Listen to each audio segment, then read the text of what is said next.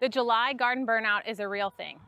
When I started this video, it was 98 degrees without rain in sight. My lush spring garden is nowhere in sight, and my summer garden is being eaten by pests and overtaken by weeds. But today is a cool 80 degrees with a slight fall breeze, and I am enjoying it thoroughly.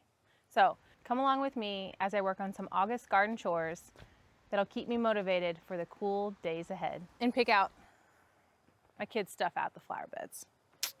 Let's go over some early August garden chores. I have my basket full of supplies, and I have pruners, string. I think I have everything I need. So I'm just gonna go through and show you some jobs that you can do in early August to keep the garden productive well into the season. The first one is going to be cleaning up any dying and unproductive plants like these cucumbers here. I get a couple fruits a day, but it's not worth all of this space and all of this water that this is taking up. So I'm going to tear all of this out and prep this bed for a fall planting.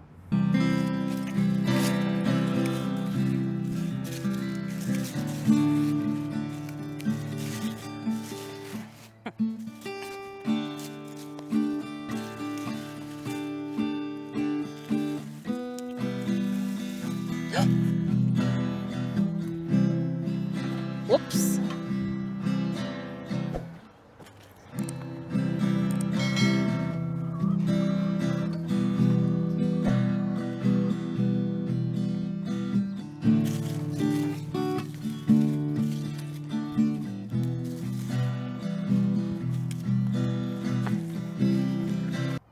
Up next, cut back on dead and diseased plants.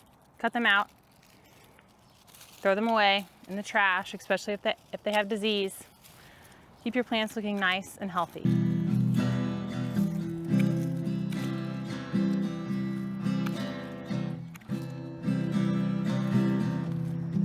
Number 3, try to harvest daily, because these warm season crops like okra grow fast.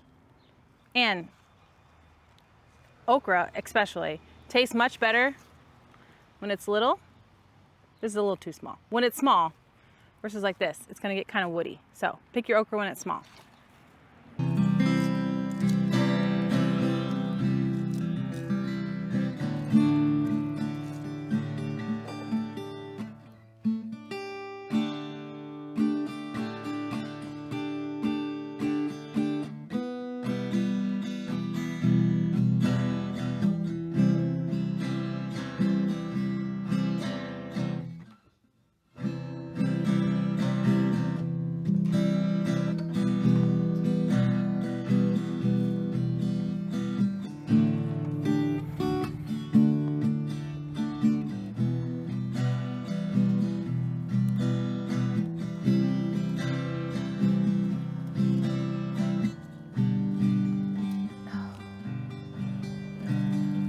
This wasn't really much. The plan for today was not a harvest day, but we have quite a few beets in there. We can make some pickled beets, more tomatoes, cucumbers, and a whole crate full of onions. I think those are going to be destined for onion broth. Next up is tie things up. Trellis whatever needs to be trellised. Here I have my tomatoes. Come through and I trellis them. As you're pruning off your dead and diseased plants, you can also be trellising them. A quick little tie, and it holds them up. This time of year, we do get quite a few pop-up storms that bring some strong winds. And you don't want to have a big batch of tomatoes getting ready to be ripe, and all of a sudden that storm takes them out.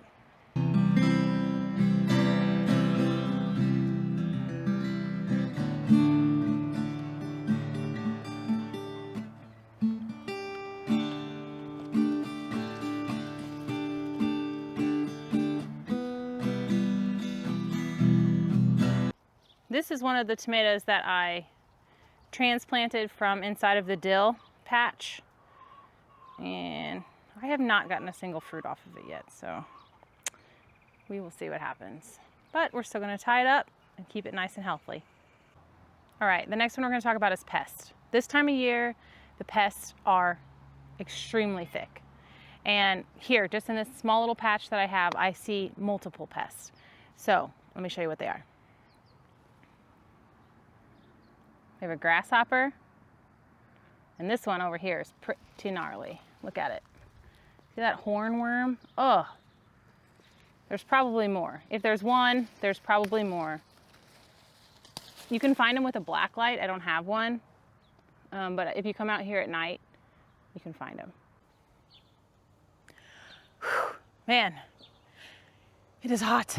But there are so many other pests to keep an eye out for. If you have any brassicas out, you're gonna want to look for the white moth and the cabbage worm, things like that. The other ones, we have squash bugs, we have cucumber beetles. I mean, this time of year, it is just thick with pests, and that's all you can do. So if you try to have really healthy soil, hopefully your plants can overcome that. There's also all kinds of other things out there that you can control some of these pests. But one of the best ways is just to invite the beneficial insects into your garden. They help you with your pest problem.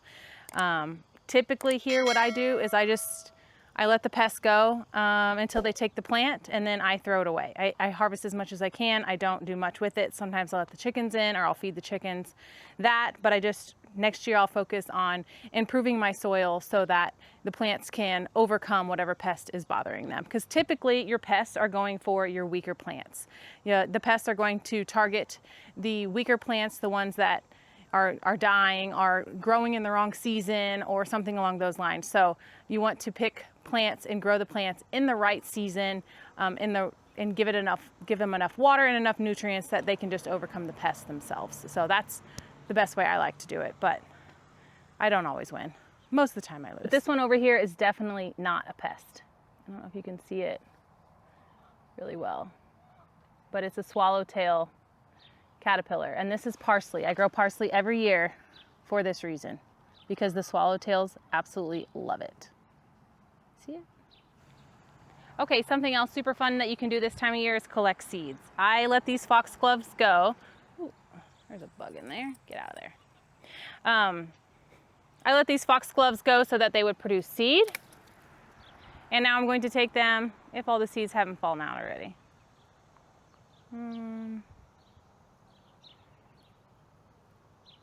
I might be too late for this one. They probably fell all over the ground here, but let's try it anyways. But collecting seeds, it's so fun. I've collected hollyhock, calendula, yarrow. What else have I collected this year already? I thought there was another one. Chamomile. It's an easy way to, if you pick your favorite flowers, that they kind of spread on. Let's see if we have any seeds. I don't think this one has any. Okay. Let's put that down there. No seeds in that one. That means that has already sprinkled all over this area, and let's hope they come up next year. But let's see if we can find a different one that does have some seeds.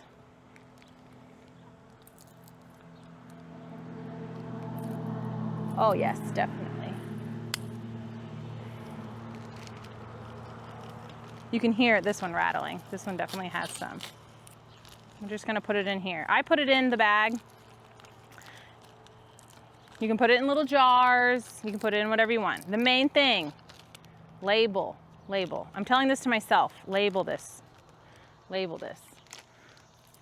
Here's another good one. And typically you want to pick the flowers that were the biggest and the prettiest. You can mark them if you know that that's something that you want to do. And then in the dead of winter, when I don't have anything better to do, I will come through and sort all of the outside pieces from the seeds, but you can't see it, but in the bottom of here I have hundreds of little bitty foxglove seeds. So that's what we want. One more, then I'll show you some other ones you can collect. This one right here is I think it's a pincushion flower, and the seeds on this one, you can see, are just kind of inside of there. I'm going to collect some of those too because I really like that one.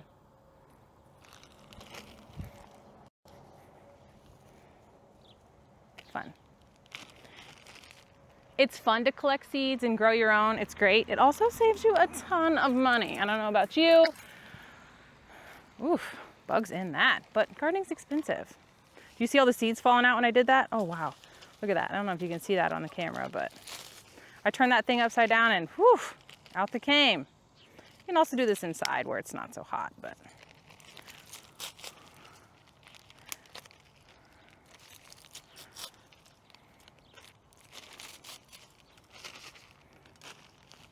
How fun. All right, so that's that one. We're gonna go on and do some more.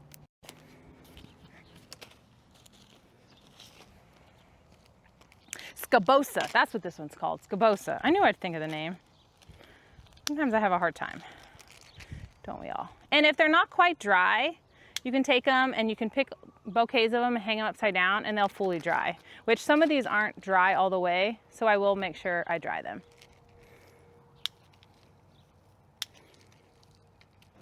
I'm on my way to go collect more seeds from my flower garden up here, but I just wanted to show you this grass on my way through. Can you see it? I think it's called Cheyenne Sky, but it's pretty tall, but it has just these super pretty seed heads on it. And it's kind of purpley. Oh, it's beautiful. This grass is about 3 years old here. Our next chore for August is to start seeds.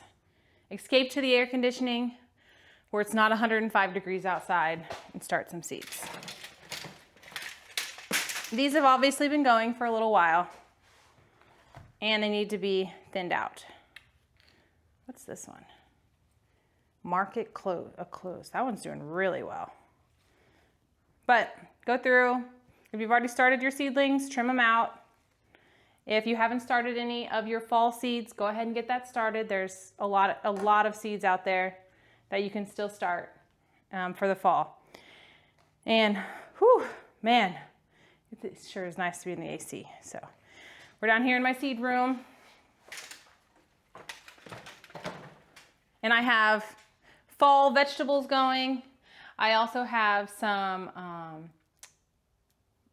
I also have quite a few perennial flowers going that I'll have to plant in the fall. And we have still a lot more that we can plant and that we will continue to plant into August. So I don't like to thin out my seedlings. I know it's very necessary and it's great for them. I'll actually keep all of this. You could eat it if you wanted to, but I'm gonna feed it to my chickens. As you can tell, my chickens get pretty much everything. But I'm gonna go ahead and just thin these out. I started most of these middle of July.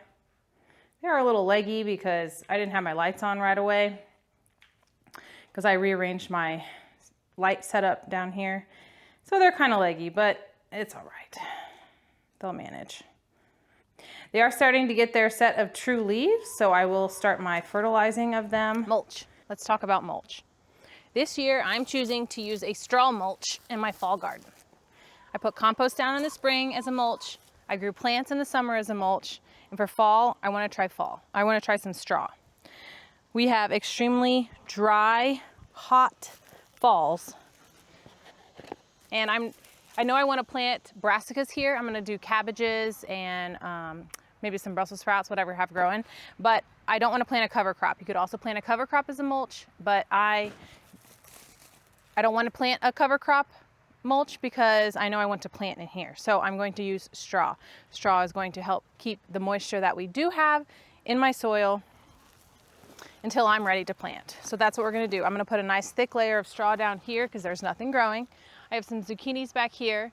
All of my beets are coming out. I'm going to put some straw up there, and also at the bottom of my okra we're going to place some straw down, and just any open spots that I can see my soil and my compost, I'm going to go ahead and cover that up with straw, and then I'll water it in really nice so that it doesn't blow away. Or hopefully it rains this afternoon and I don't have to worry about watering. I don't think I'm going to get that lucky though. I have never used straw in the fall, so this is kind of an experiment. I'm going to go ahead and put it down. I am a little worried about the squash bugs with the straw because if I put the straw around this zucchini plant here, it is going to give the squash bugs a place to hide. But also the zucchini could really benefit from some mulch around it. Gardening for me is just basically a giant experiment. I love it. I am a fairly new gardener when it comes to when people talk about how much time they have in the garden. I am fairly new at it. My family has been gardening for years and years and years.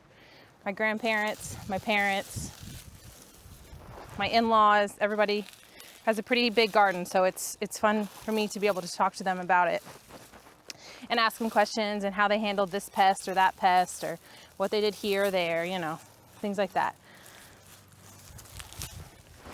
At a family function, once you get me started talking about my garden, I pretty much don't stop, so it's probably my toxic trait, right? It is worth noting this straw came from my father-in-law because I wanted to put fresh straw down and he told me that I would get wheat. And so he graciously let me have the straw that he has been storing for a year, and then I will get straw and let it just sit here for a year so that it can get wet and kind of start decomposing like this. So that was a tip from him, that if you want to use straw in your garden, you should get it in advance and let it get rained on, and it'll kind of sprout, and then that way you don't have to worry about extra wheat seeds in your garden. The next one we're going to talk about is water. Water is very important. I use a drip system, and this time of year is exactly why, because I can set it on a timer. I don't have to worry about it. It goes off as much as I want it to, and that's it. I don't have to think about it. It's something that I can just put out of my mind, and I don't have to worry about it. So that is, I would highly recommend putting in some sort of irrigation system in your garden just for busy times of year. August is busy and August is dry. So if you want to start your seedlings out here, you want to start seed, you're going to want a drip system. If you have time to come out here 3 times a day, that's perfectly fine. I do not. So it is up to you what type of system you want. If you want overhead waters, if you want drip irrigation, you want soaker hoses, any of that, but it is very beneficial. I'm going to show you here next to my drip hose how the soil looks versus on the edge of my bed where I don't have any drip.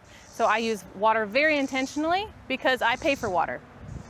And I don't want to be watering weeds. I want to water my plants, and that's it. I do use water collection systems as well, but I run out. It'll rain, it'll fill up the barrels, and I can water 2 times, and then it needs to rain again, or I'm out of water. So let me show you this. Right here next to one of these drips, the soil is loose, it holds together, needs a little bit of water, but still very nice. Right here, there's no drip anywhere around here. It's hard, I can't get into it, and it just is powder. It doesn't hold together. I can't even get into that soil. That's how hard it is. Whew. Oh, look, I found a carrot. But it doesn't hold together at all. It just falls apart. We did it. We got most of the straw put down. There's a couple beds that still don't have it, but everything's nice and tucked in. I don't know if you can hear it or not, but my water just kicked on, so we have drip irrigation going. The most important part is we have covered our soil. We don't want that. Mother Nature likes her bottom covered. Thank you so much for watching. We'll see you in the next one.